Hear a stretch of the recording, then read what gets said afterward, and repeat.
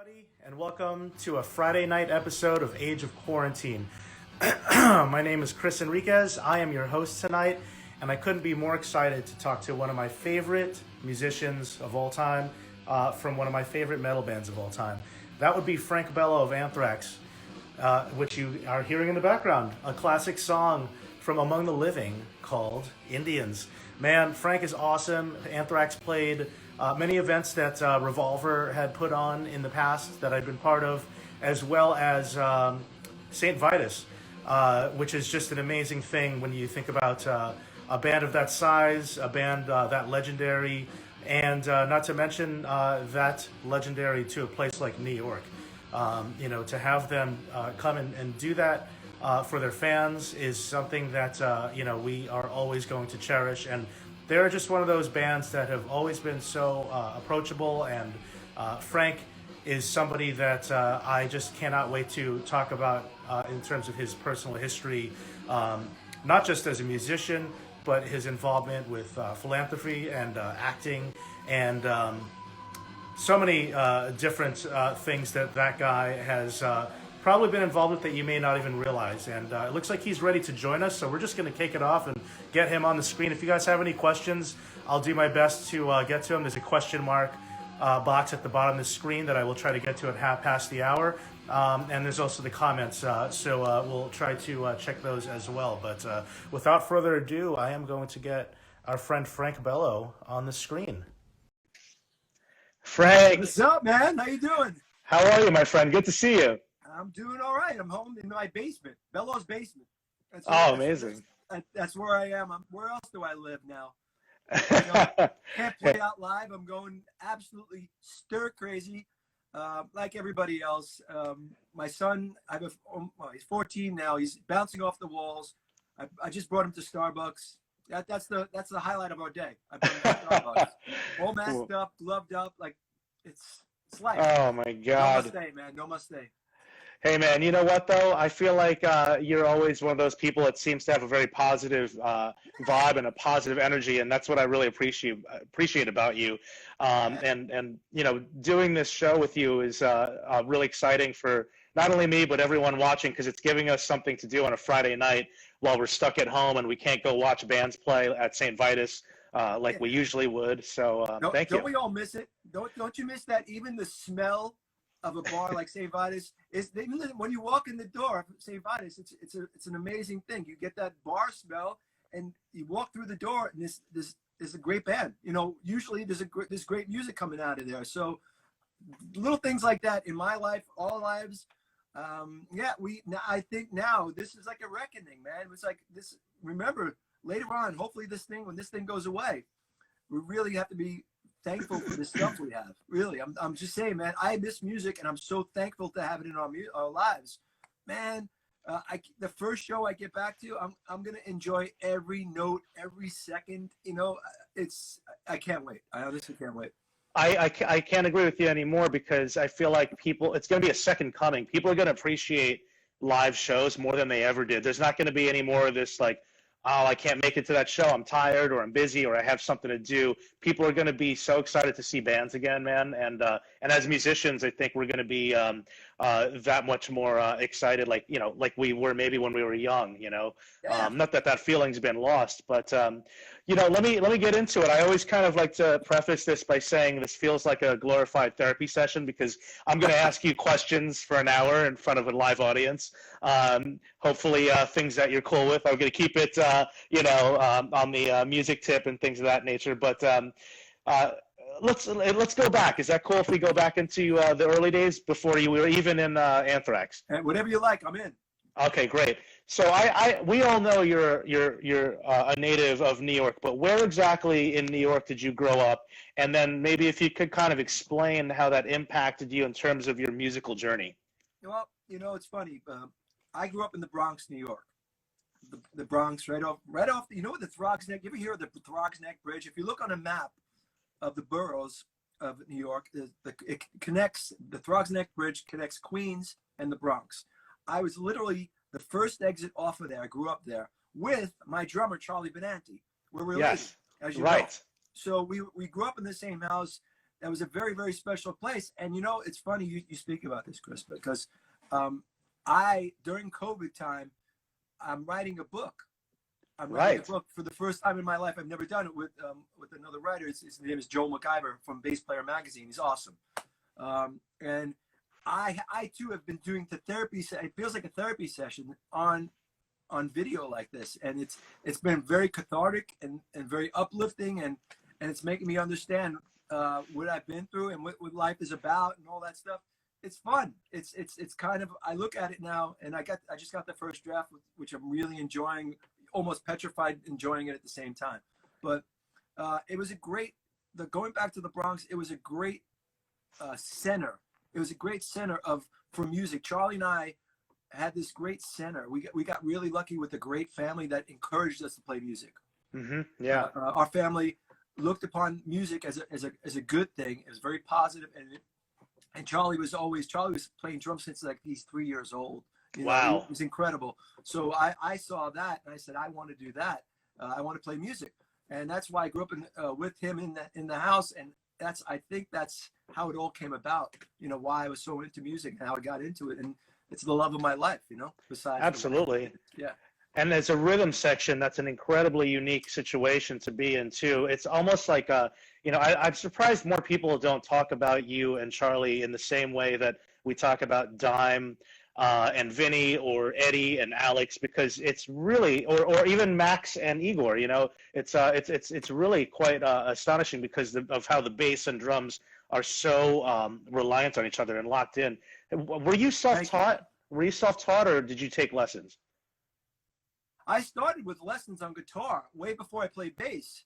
But again, this is all in the book. It's crazy because I'm going over it now because I know these answers. And I just remembered in the Bronx, I started to take lessons on guitar, but I knew some guitar. I knew what I was doing because I learned from ear, you know. Then when I said I should go to lessons, I should try to learn properly. Long story short, I was learning. The guy was working way too slow because he was just trying to. I kind of felt like he wanted me there for the duration, maybe for money, whatever that may be. Sure. You know, but I felt like he was teaching. I was playing like songs, like Beatles songs and Rush songs and stuff on guitar and stuff. I was playing the bass parts, by the way, on guitar. But it was crazy. But so I was doing all this. He goes, no, we have to start with the proper way to do it. A, B, B, B. Yeah, I say this in my clinics when I do them too. That's right. The truth. And I think about, I don't know, it was 3 or 4 or 5 lessons.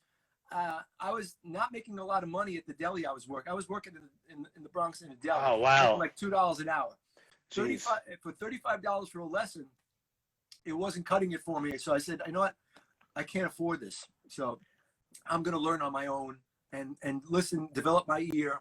And that's what I did. And then, you know, it was Charlie and my friend Mike who actually told me I was playing the bass parts on guitar.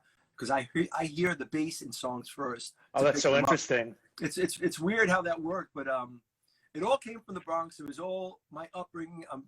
I love when I look back at it how fortunate I was. My grandmother, rest her soul, she was very she pushed Charlie and I. She says, "Do what you want to do. Just be happy." And I'll never forget that. And that's kind of what I pass forward to my son now. I just wanted to be happy. Honestly. Absolutely. And so when you were, that's funny that like when you're playing guitar, that the bass parts came natural to you without even realizing it. And you play bass with your fingers, which, you know, Steve Harris, and I'd imagine, you know, I can really see Geezer Butler and all of those guys really in your style. Yeah. But let me ask you though, it sounds, because if Charlie learned when he was 3, I'm guessing you guys were playing before you discovered heavy metal. Obviously, I mean, right in the middle, you know, it got me into it. Like, it made me want to do more of it, to get really serious about learning the guitar and learning the bass. Actually, learning the bass for metal, it was more like, oh man, I have to do this because I had that in my head. And I said, and I started hearing, you know, Judas Priest, you know, Iron Maiden, Black Sabbath, all the Rush, all these great bands, and it really made me push it and say, yeah, I should drop the guitar and move on to the bass. And it just clicked in. As soon as I started on bass, it just clicked in. This was my love, and this was going to be my instrument. And then I always go back. I've always gone back to the guitar to write and stuff. But bass for me, it's a matter of fact. I just love it. I love learning day to day. I never stop learning. I'm a student of bass. I don't think I'll ever know enough. I just want to keep learning. I think that's Yeah. important to keep the fire burning, you know? When and how did metal though appear in your life? I'd love to hear about that. Back in the day I mean, you go to Motorhead, you go to Maiden, you go to Priest, Accept, all these great things all in one kept coming. Black Sabbath, of course, Black Sabbath. Everybody, that's the first thing. And listening to Black Sabbath with Geezer Butler, listening to Steve Harris. These are my heroes.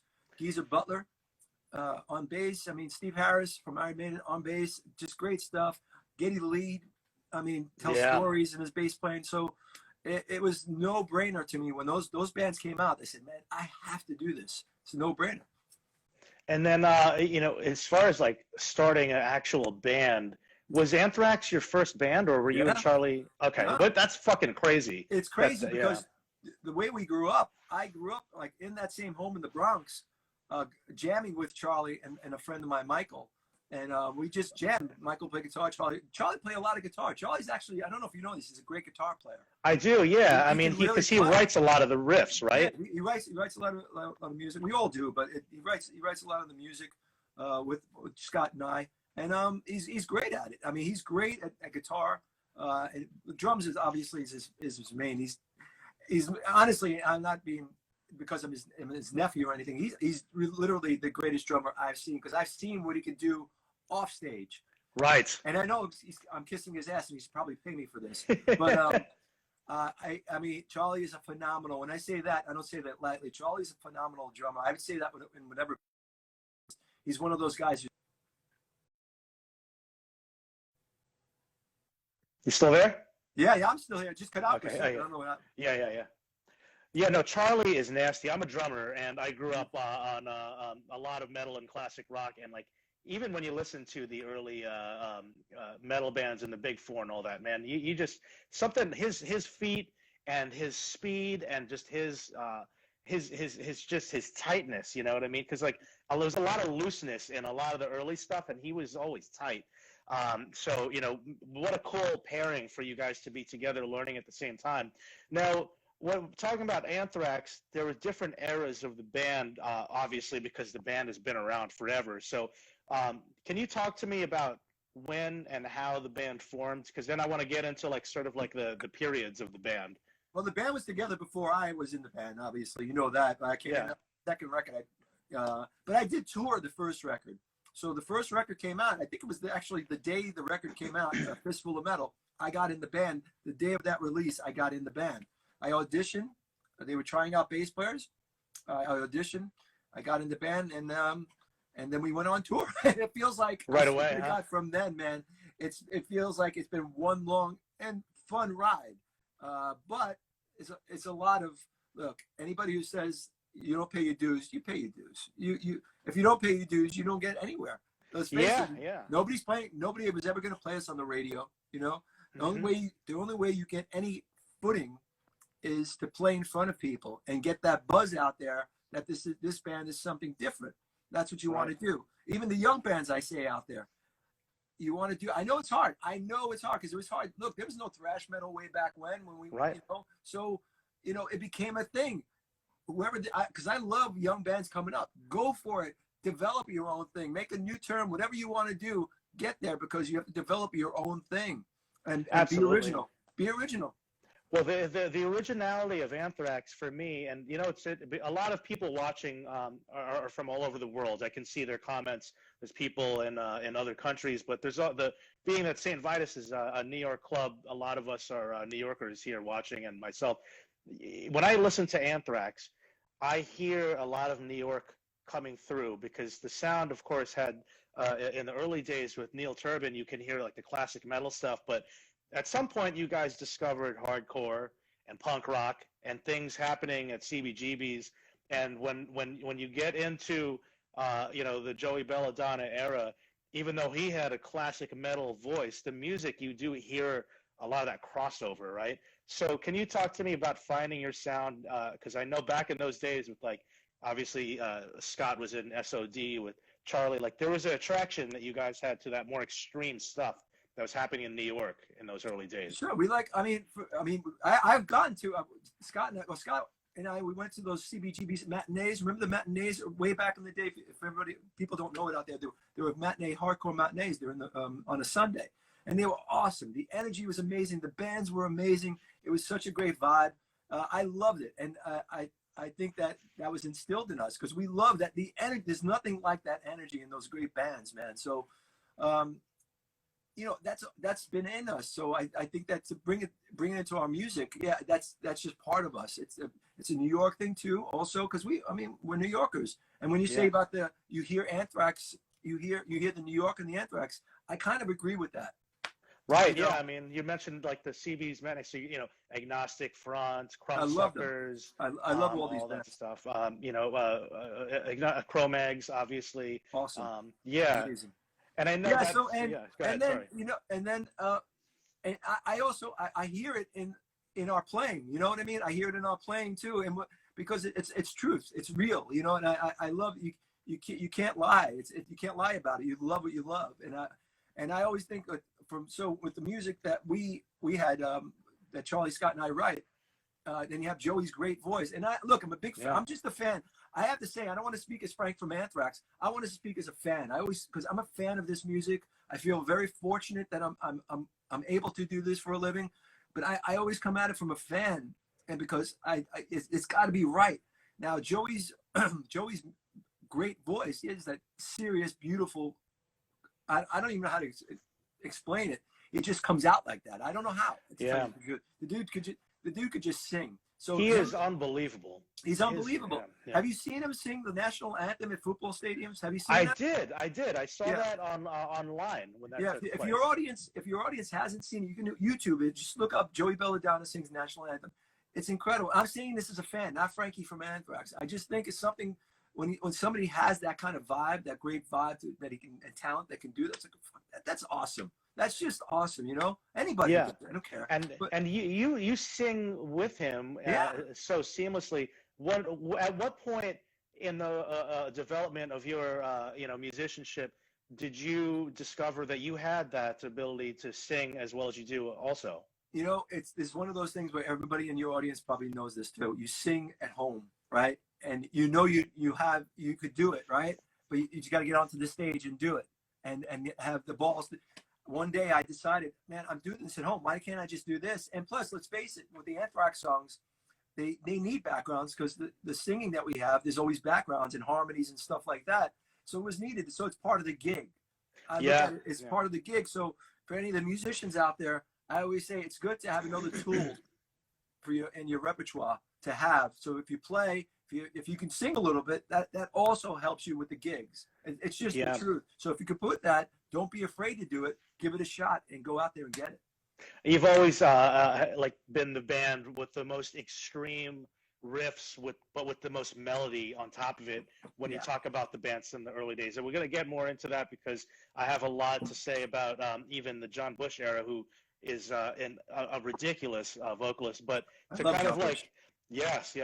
But to get through the sort of the classic records, when I came to discover you guys, Spreading Disease, Among the Living, City of Euphoria, classic records. My favorite at the time was Among the Living. That was the one that I really got into. Of course, songs like Indians, Caught in a Mosh, I Am the Law. Can you talk to me about just the writing process that in that time? I know things change, but I feel like those three records, there had to have been a common theme behind sort of the creative aspect of how you guys got together. And as far as the writing, you have to understand we're young and coming up, right? And you knew, when you smell blood, there's an old saying, you smell blood.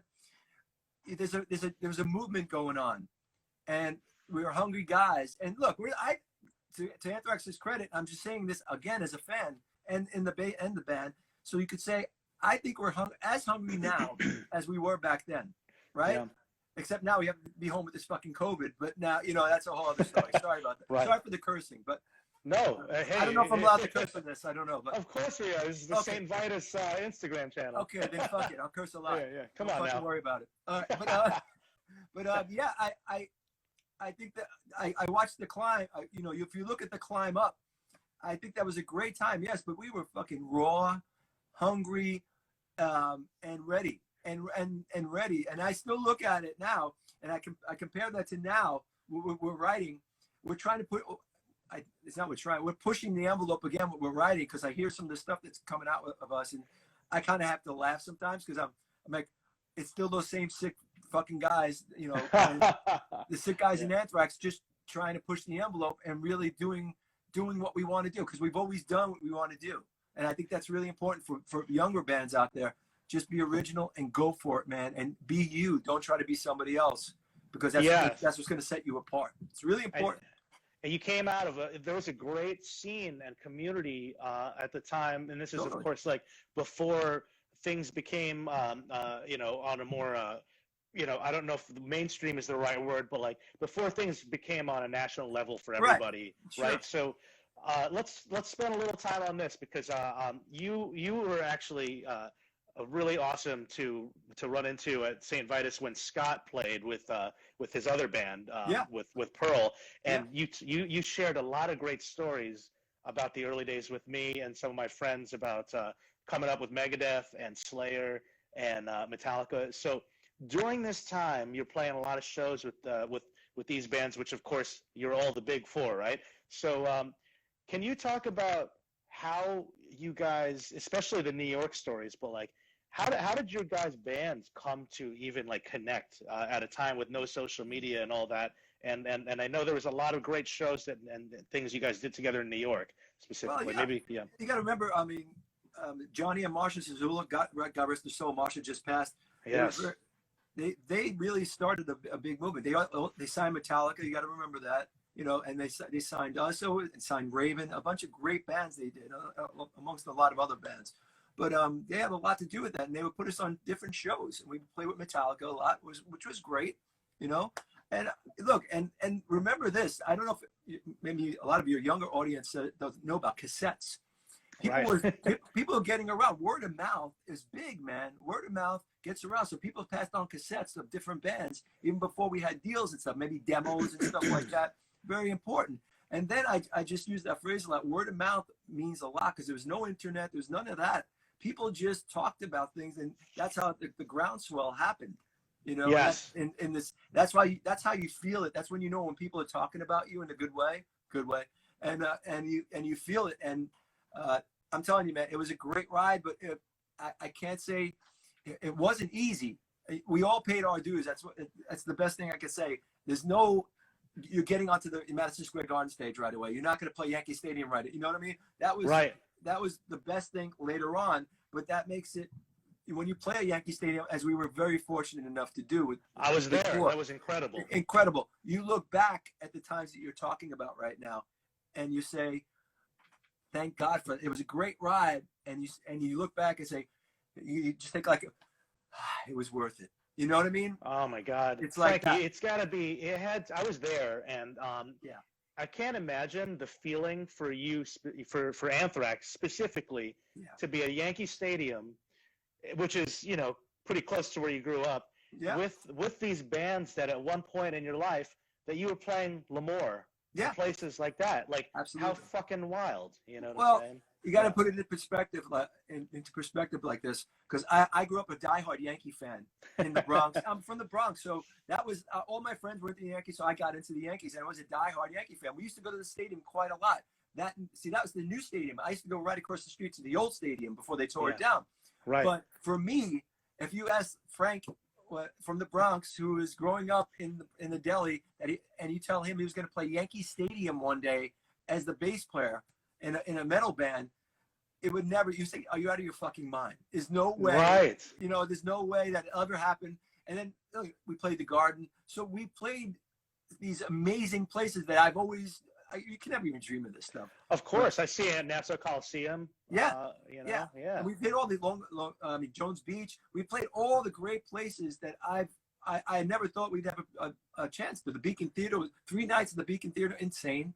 But unbelievable. It's just it's one of those things. And when you write the book after you're, well, not after, but you're still going. But after this great ride, it's like, wow.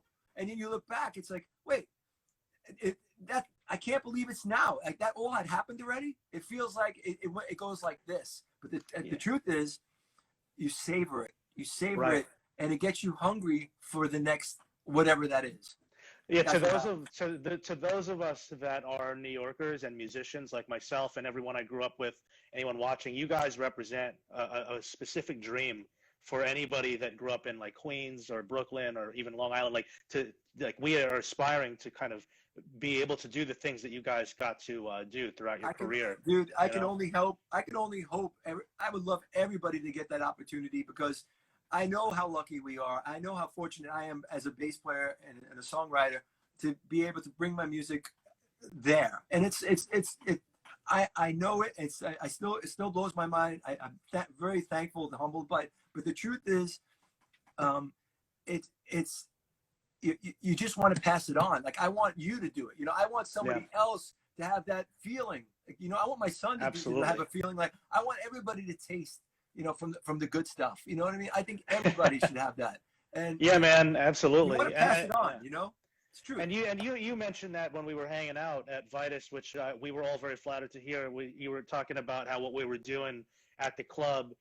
Which really, when I wasn't one of the founders, but the whole point of that was to kind of like bring back the feeling of places like CBGB's, and for people my age, it was about places like Wetlands and Coney Island High. It was missing, and the metal and aggressive music world really came back full force in these past 10 years. That I'm not going to say St. Vitus is the only place that has provided a place for people that are passionate to go to, but certainly on the forefront of that second coming. So from you it means a lot. It means, and believe me, it means a lot to me. Like when I was talking about when we first started the conversation tonight, when you first walk in, you smell that. There's nothing like that. It stays with you. It's a lifetime of staying with you. I think it's not that it's a bad smell. It's a familiar smell. Yeah. It's a familiar smell that you kind of feel like you're home. You're home, absolutely. Yeah. And you're in for a good night, man. It means like, all right, like after all this stuff, and we pray that all this COVID stuff goes away and everybody's healthy and happy, right? And how great would it be to walk into St. Vitus, man, when a great band's playing, you open in that door, that smell comes, and it's not a bad smell. It's that welcoming smell. It's a welcoming smell, and it's heat, sweat, fucking booze. I don't care everything. What it is. It's everything. It's everything it wants. People, whatever the fuck that is. You walk into the bar, man, you order yourself a drink. I'm going right in. I don't care what band's playing. I don't care what. It doesn't matter. That is living. That's living, we've been so lucky to be recognized by people like you guys and Anthrax. I actually booked Megadeth there, which is fucking crazy. They played. That's awesome. And Dave Mustaine. All my friends, I love them. Yeah, Dave Mustaine bartended for an hour, and Phil came and played an Anthrax set. So it's great to have that. Jesus Christ, Nirvana. The surviving members of Nirvana showed up and played, and the list goes on. Like Bruce Dickinson came by, and fucking Geezer showed up one day. St. Vitus now is a destination. Yeah, you know what I mean? It's a destination when you go to New York. If you're a rock or metal fan, I'm telling everybody in your audience, go, because when it's open, it's rocking. It is. It just, and you know what? It was cool. And I don't kiss ass on this stuff.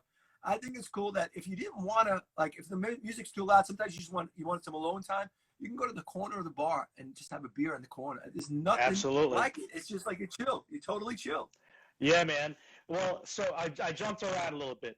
I have some questions. I have some more questions on my list here that I wanted to get to. Well, don't have to spend too much time on this, but because it comes up all the time. But speaking of New York culture, you guys obviously were hip hop fans, and everything we're talking about from punk rock and hardcore and hip hop come from New York, and hip hop comes from the Bronx. So can you briefly talk about how you guys as a band came to appreciate hip hop and want to kind of integrate that into what you were doing at the time when you did Bring the Noise, and then you had I'm the Man, and you were doing that kind of thing?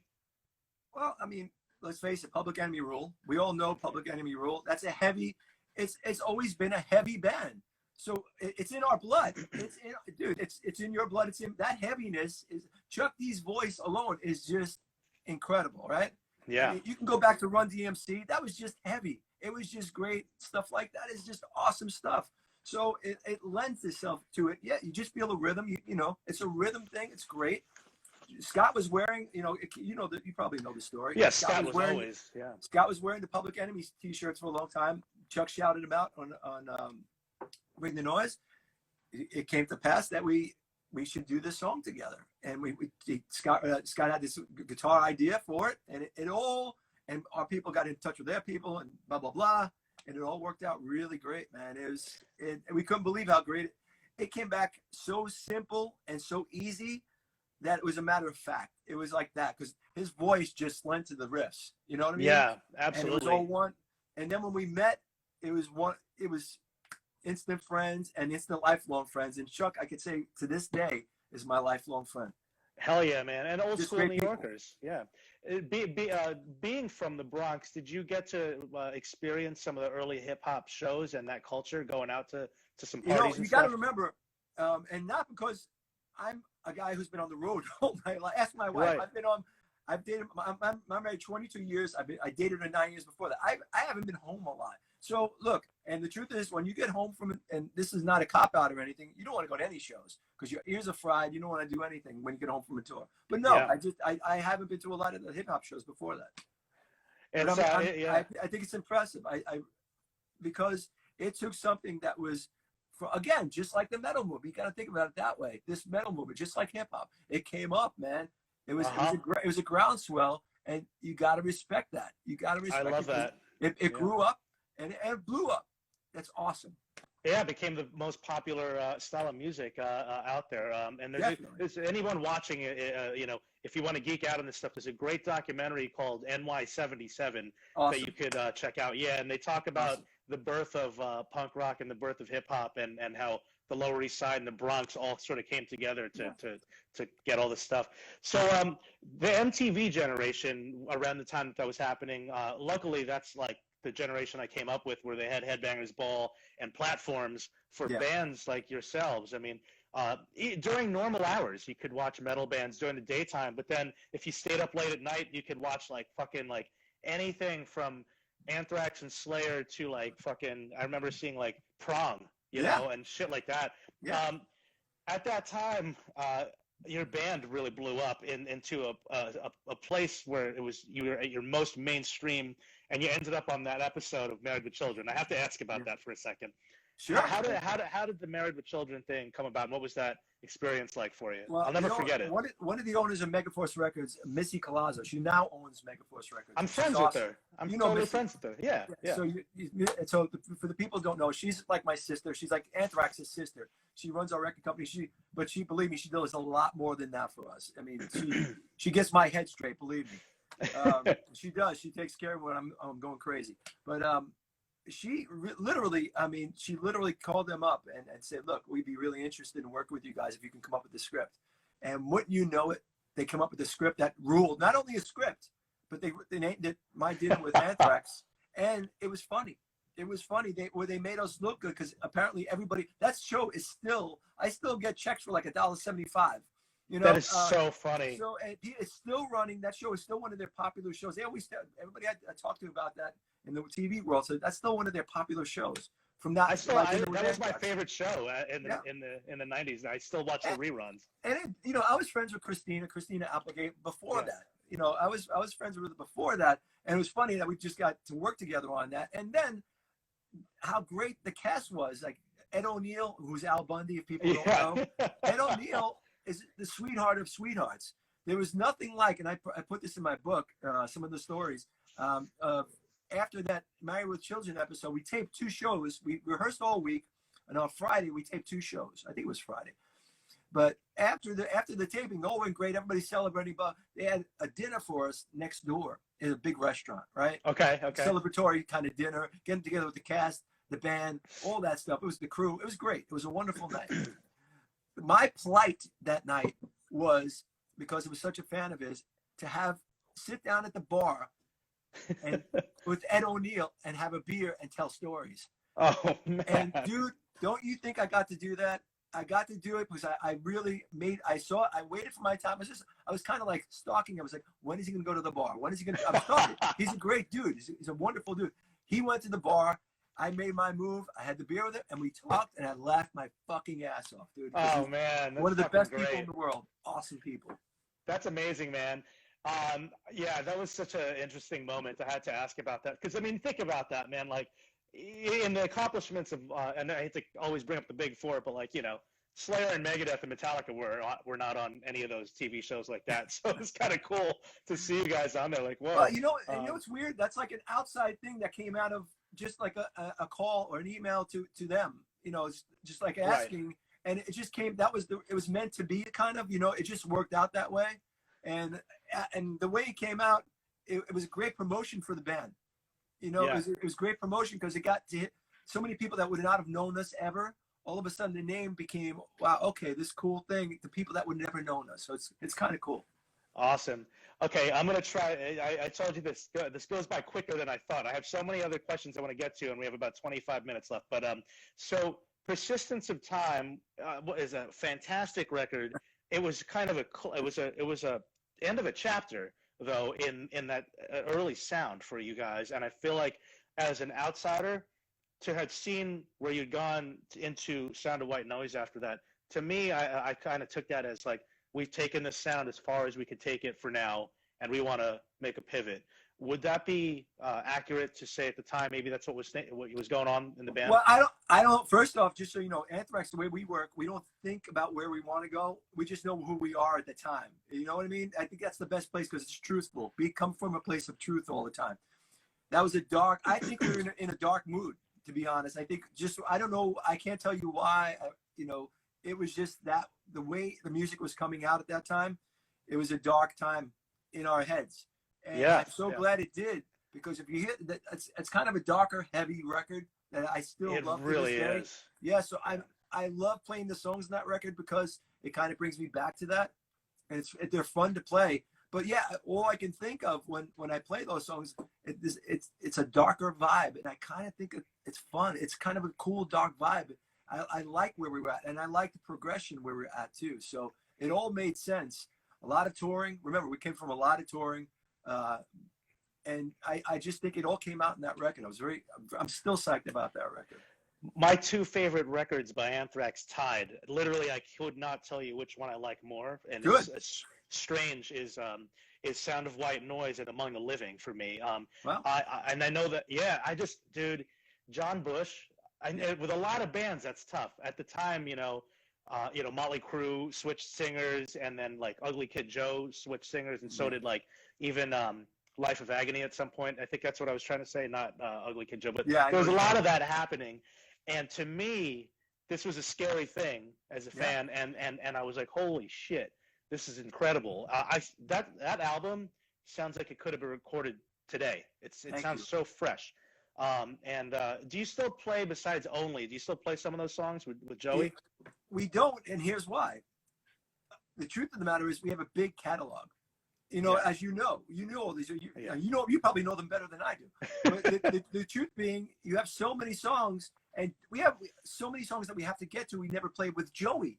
That's just people ask us to go back in the catalog. Can we pick this and pluck this one, and even the newer stuff we come out with. I mean, you put out a new record, you want to play these songs that you love, but you have such a catalog. So it's a tough juggling act. And that, again, it sounds like a cop-out. I would love to, and I still want to throw curveballs. I love throwing curveballs at the audience and say, how about this one? Because I'm a fan. I want to play these songs, I want to play a song like Room for One More.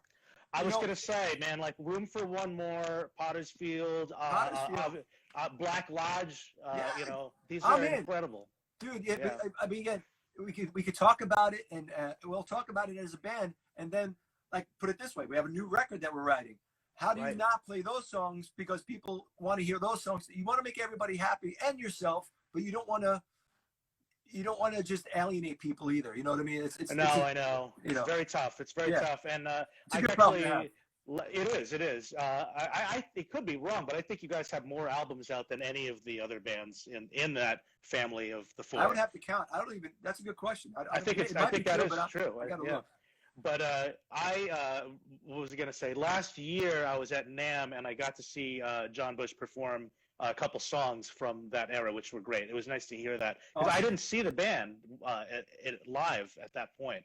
I actually never saw you with John Bush. I saw you with Joey, and then I saw you with the dude in between when John was gone and when Joey came back. You know, I just saw Armored Saint open. Did you see the last tour they did, which was awesome? They opened for UFO. No, I did not. Dude, they were on Armored Saint were on, UFO were on fire too, but fucking Armored Saint were on. I mean, they're all my buds, and I love them to death. They were on fucking fire. John Bush never sounded better. See, again, I come from it as a fan. That's all I am to this stuff. John Bush, I was a fan before he was in Anthrax. So having become a lifelong bud, I mean, he's like a brother. I love John Bush. You have to understand. So I think, he's just one of those great guys with an amazing talent, you know. But, you know, it's so hard because I love both Anthraxes, one with Joey and John. So for me, there were two great times in our lives, and it's all one at the same time. You know what I mean? Absolutely. So I'm going to fast forward a little bit. I mean, you did all this great shit with John, Stomp 242, all these great records that came to follow. But then Joey came back for Worship Music. I loved Worship Music. I thought that it was just so it didn't sound exactly like what Anthrax sounded with Joey in the beginning. The band, like, almost kind of, I mean, naturally, as you evolved, but there were elements of that Anthrax sound from the second part of your existence and the first, all blended together, but then Joey comes back and he really nailed it.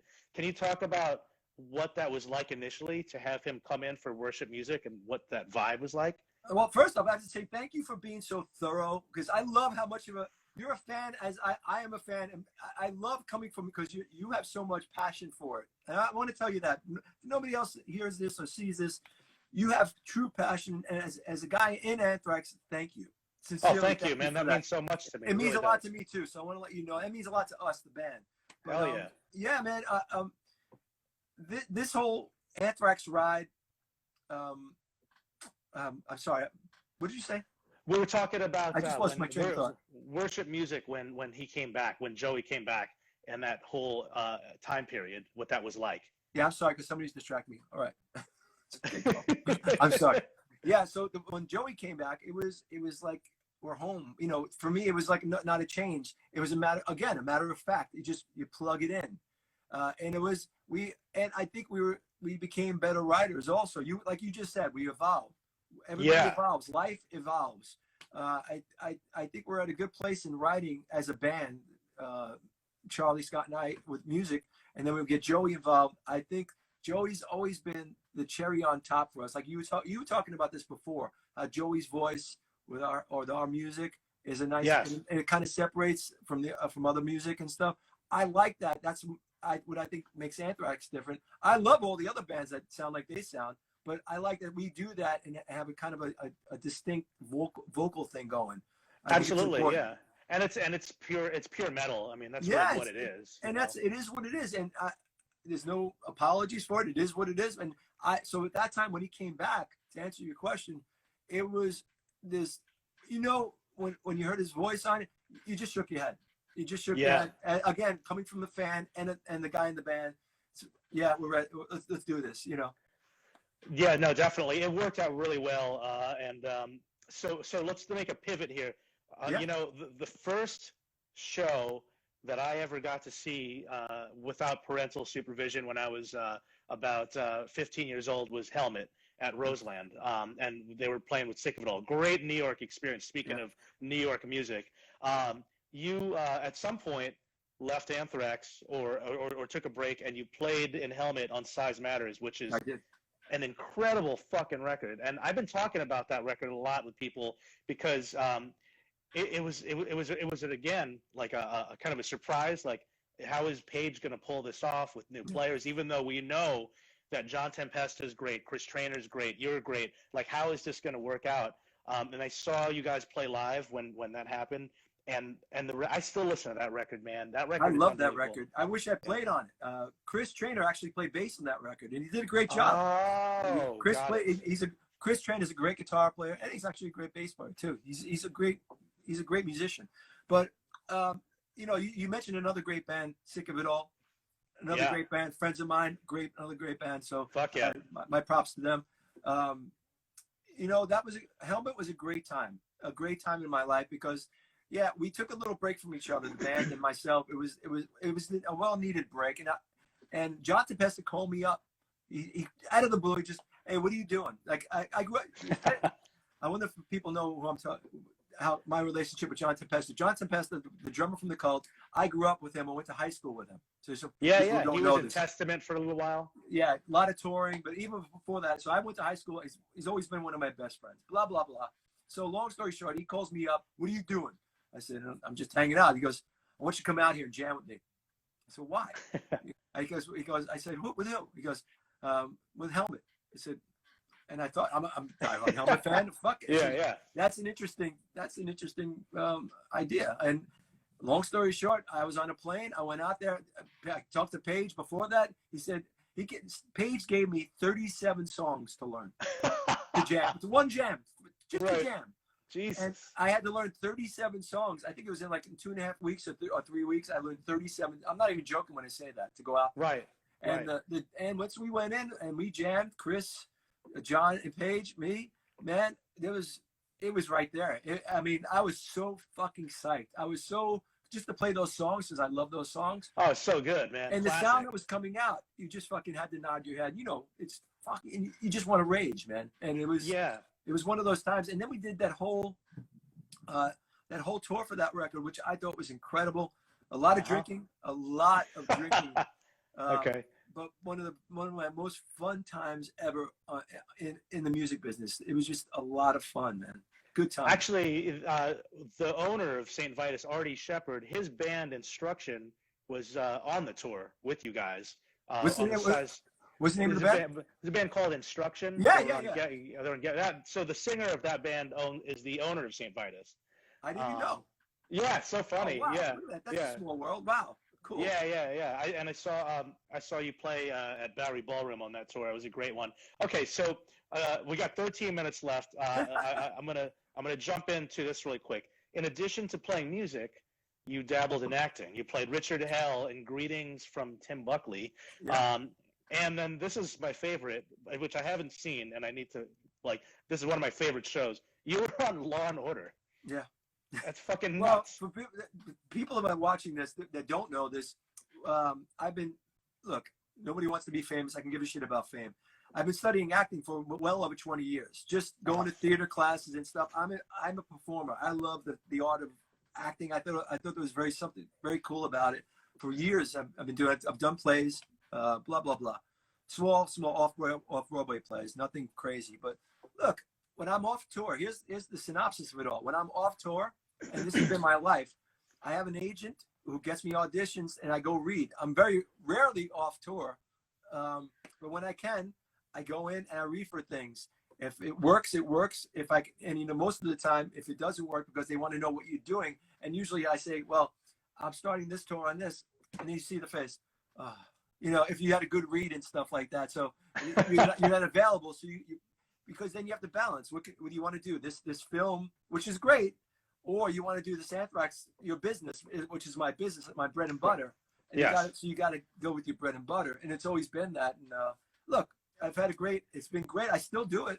When I'm home, actually, obviously, nothing's happening now because nobody can go out of their house. Right. So, look, I hope to do more of it because my agent, I keep in touch with her. She's awesome. She's in California, so it's just a lot of fun. It's just. Acting for me is like writing a song. You get the character. You kind of put for the verse, the chorus. You put all these little things into them to make them live. It's the same thing for me. I watch so much SVU. I hope that episode eventually comes on one of these marathons so I can finally see that. Remember, it was the original Law and Order. It was the original Law and Order. It wasn't SVU. I love all the Law and Orders. You got to understand. Oh, I see. Yeah. So it was the original one. It was the original, and I think the one it was called. It was a small scene. That was a small scene I had in that thing. It was, okay. It's called The Brotherhood. Brotherhood. Okay. That's the actual title. I remember that was years ago. That was fun. Wow. Okay. So I was okay. We're coming down to the home stretch here. We got about 10 minutes left. You guys played at St. Vitus. How did that come about? Do you have any like recollections of that? I think it was 2 days in a row, right? Or was it one night? We did it for the Gilders Club. Yeah, we did 2 nights. It was 2 nights. That's right. Yeah. We did for Gilders Club, and let me tell you something. It was electric, and I don't use that word, easily, because I just felt because I love that bar. For me, it's a great little fucking bar, and I always loved playing stuff like that. So, and I couldn't imagine playing, because it brings you right back to the early days. It brings you right back there. And for me, getting on the stage that small with my band, and we're so fucking loud. We're a loud fucking band. So I loved every second of that. I just thought the crowd was insane. They sang. I don't think we had to sing half the songs because they would sing louder than us.